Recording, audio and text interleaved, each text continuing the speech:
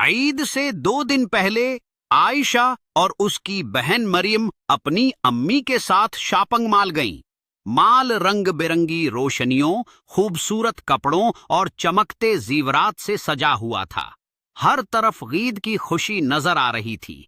आयशा ने गुलाबी रंग का खूबसूरत जोड़ा देखा जिस पर चांदी की कढ़ाई थी। वह खुश होकर बोली, अम्मी, ये जोड़ा तो बिल्कुल परियों जैसा है। अम्मी मुस्कुराकर बोले, हाँ बेटा, ये तुम पर बहुत प्यारा लगेगा। उधर मरियम चूड़ियों की दुकान पर चली गई। वहां रंग बिरंगी चूड़ियां चमक रही थीं। मरियम ने सब्ज और सुनहरी चूड़ियां पसंद कीं। जब उसने चूड़ियां पहने तो वह खुशी से हंसने लगी। फिर तीनों जूतों की दुकान पर गईं।